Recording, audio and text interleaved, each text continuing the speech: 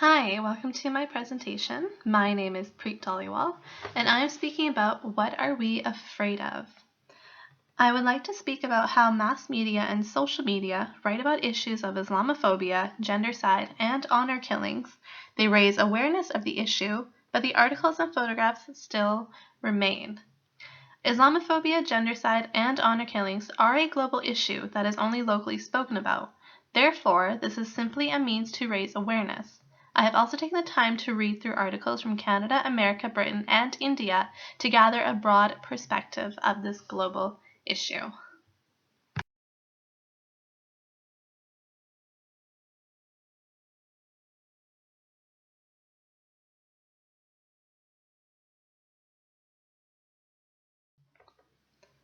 Why these three cases? Islamophobia has been on the rise in the US in the recent years, starting around 2007 was when it took note in society.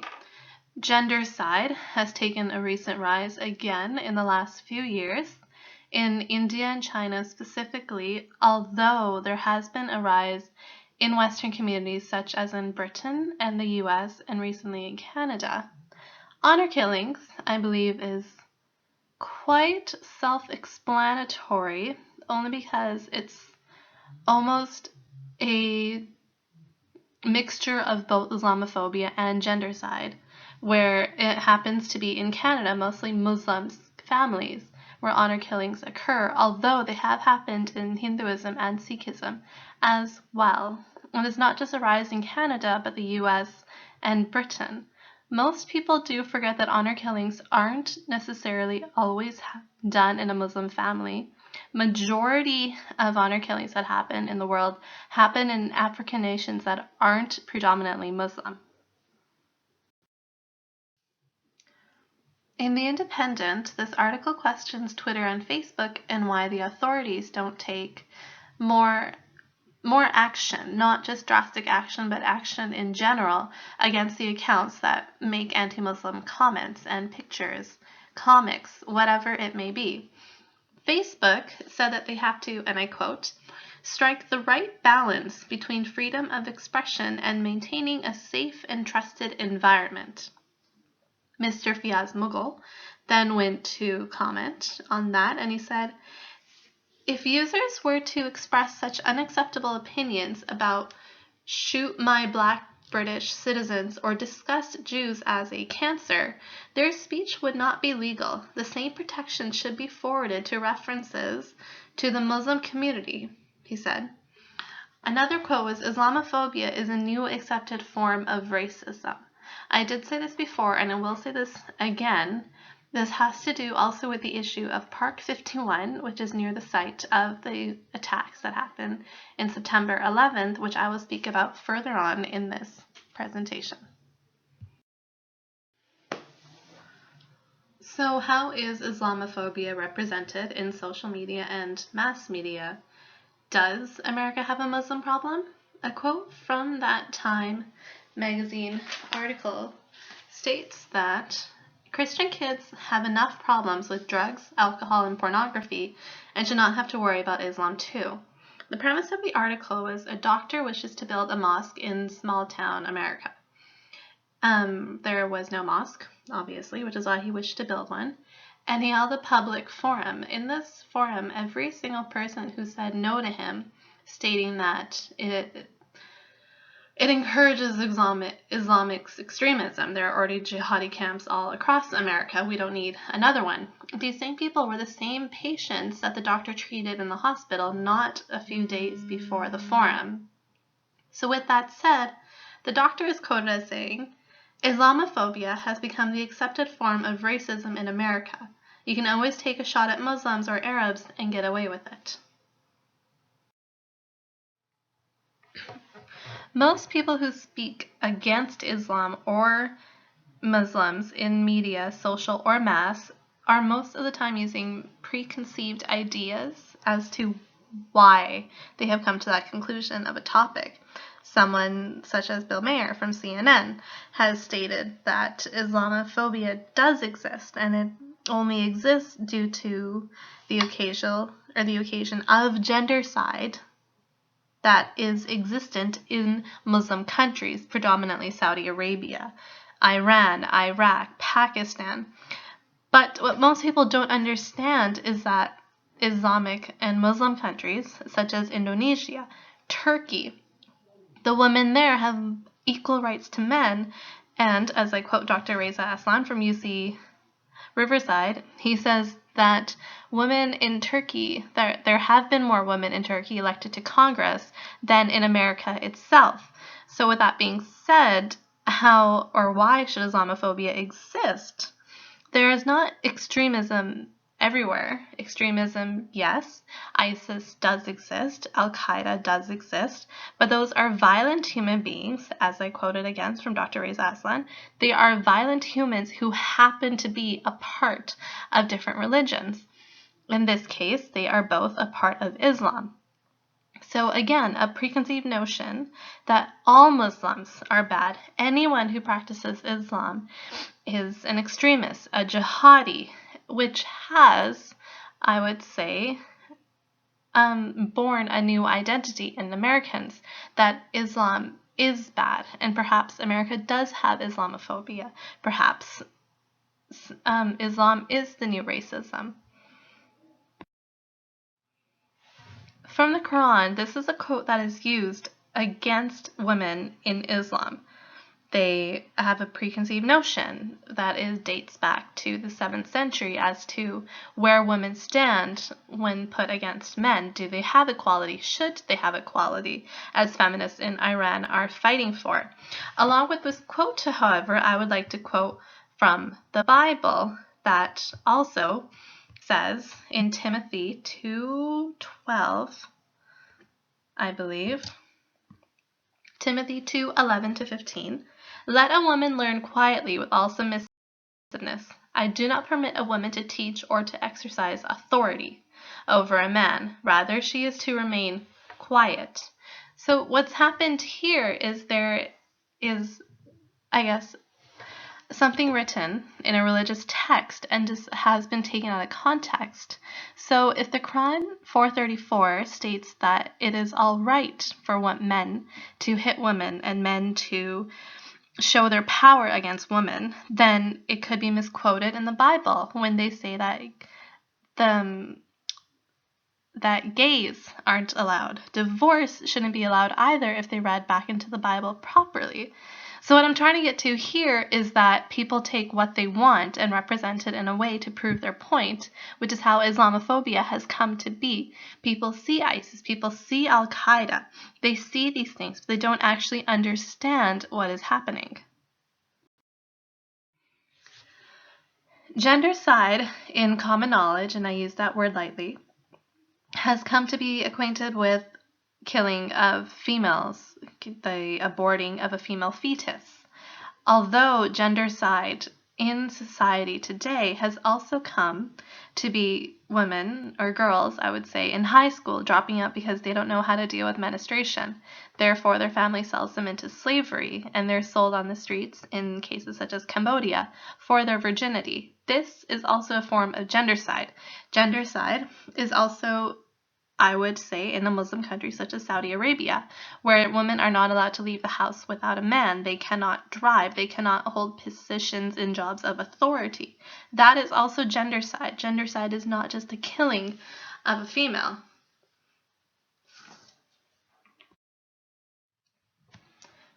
To continue with the story of women being sold for their virginity in Cambodia, 2 journalists from New York have secretly been, over the past 20 years, been traveling to countries in Africa, countries in Southeast Asia, China even, to buy slaves and let them go back to their village or to other villages or to compounds, and I use that word very lightly, where they can start going back into society slowly but surely. It was in The Guardian, and the book is called Women, Slavery, Half the Sky. A quote from there is, "Regardless of the circumstance, as opposed to religion as being the cause of gendercide." Another, "As we fight for equality in the modern age, there is a curse in gendercide and enslaving of women, such as auctioning off their virginity."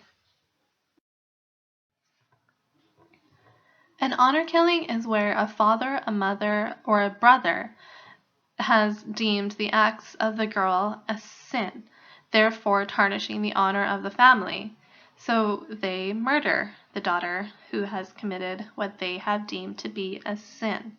The girl may not have committed anything, but if they deem to be anything that can tarnish their honor, they will murder her. This is not legal in any state, under any religious text, under any religion at all. It is not part of any law, not Sharia law as most may assume it to be. An honor killing is simply a way of life. It has become ordinary for things to happen, for a girl to be stoned to death because she married in the wrong clan, for a girl to be killed by her father because she spoke up against him, for a girl to be murdered because she has said something against her brother. Anything that can tarnish the honor a girl can be murdered for. Therefore, in the case of Iran, where feminist journalists are in our time still afraid of being killed because of honor, raped, jailed, you name it, it can still happen to them. Even though in a country like Iran, not a few years ago, they had equality, they had equal rights compared to men. And yet it still is evident and prominent in society. Honor killings have occurred in Canada, most recently the case of the Afghani Muslims, where the father and his second wife killed his first wife and their 3 daughters because the second wife came to the conclusion that the girls were tarnishing the honor of their family. Cases in Texas, as told to us, I would say in the documentary Honor Diaries, where someone said that the girl was doing something, so the father murdered her. In one case in the States, the girl was run over and made it to look like an accident. Honor killings aren't just prominent in Muslim countries, as some CNN reporters would like to say. Honor killings happen everywhere. We just aren't aware of it. America is by no means a Muslim-dominant country, neither is Canada, neither is Britain, and yet honor killings are still prominent there. We just don't hear about them. So how does social media spread the word of Islamophobia, gendercide, honor killings? Why is social media included in this? Because social media doesn't stop the fact. Going back to a preconceived notion, they will say this Muslim deserves to be beheaded because of what is happening in ISIS. They may be part of ISIS too. Another says that there are jihadi camps, secret camps, all over the U.S. Another says that a mosque is a breeding ground for extremists. Another says the Ground Zero Mosque, Park 51, is insensitive to those who died in 9/11. Except we forget to understand that these are still people. They are still religion. They, as Dr. Reza Aslan says, there are violent human beings who happen to be a part of different religions. And this is how Islamophobia, gendercide, honor killings are misrepresented in social media, mass media, and why they are always on the offense and never the defense. You can't defend Islamophobia to those who aren't going to understand what Islam and Muslims are actually representing. You can't make those people understand that gendercide is not just a killing of a female fetus. It is also the oppression of females all over the world. You can't make anyone understand that honor killings are not part of Islam. They are simply a way of life. More honor killings and gendercide is more prevalent in African countries which are not predominantly Muslim than in any Muslim country in the Middle East, as those people want to believe. This preconceived notion that social media elevates to a level that we can't begin to understand, such as Facebook and Twitter, as earlier mentioned in this presentation. They say that where do you stop freedom of speech? But at the same time, why can't they stop this almost nonsense, which is discriminating against a religion? But because it's Islam, because they're Muslims, it's almost okay in our society to do what we want to them.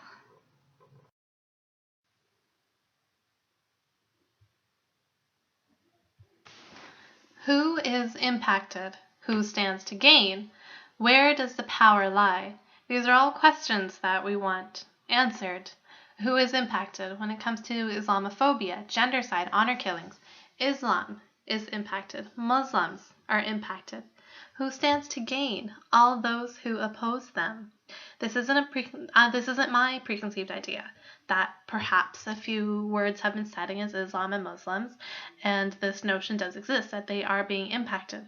This is news. These are facts. This is social media spreading the news that Islam and Muslims do not deserve a spot of worship. Where does the power lie? The power lies with us. The power lies with social media. The power lies within mass media. This power that we have, it's so easily obtained that we aren't aware what to do with it. One day we're speaking up against honor killings. The next we forget about honor killings and we're speaking about gendercide. What I'm coming to with all this is that the misrepresentation of Islamophobia, or Islam, not Islamophobia, Islam, gendercide, honor killings, how we are afraid of being labeled so we don't use these labels, how we think it's okay to speak against Muslims in a racist way without thinking about what the consequences could be against them, against us. Allowing all this to keep happening. These are the people who are impacted. No one lies to gain anything with this. Instead, in our modern society where we are fighting for equality, we're taking 5 steps back. This isn't equality. This isn't justice. This is prejudice. These are biased opinions. These are preconceived notions that Islam and Muslims are bad because of ISIS, because of Al-Qaeda. And as said earlier, those are just violent people who, in the cases of the British girls going to Syria, going to Iraq, have just been brainwashed. It's not because they're Islam. It's not because they're Muslims. These are simply violent people. This is simply, in the form of honor killings, a way of life. Gendercide, it is the way of life. This has nothing to do with Islam. This has nothing to do with those who are Muslims. What we are impacting is our equality, is our universal notion of peace. We are disallowing it from happening. Muslims are impacted, and the power lies within social media. With social media, we can make a change. We can understand that gendercide and honor killings do not just happen in Muslim predominant countries. They happen in many African countries where they are Christian, in many countries such as India and China where Muslims are not dominant. Islam is not the dominant religion. With this presentation, I hope to raise awareness of how Muslims are being misrepresented in society. Social media is misrepresenting them and tarnishing their honor. I would like to thank you again, and if there are any questions, please post them in the comments below. Thank you.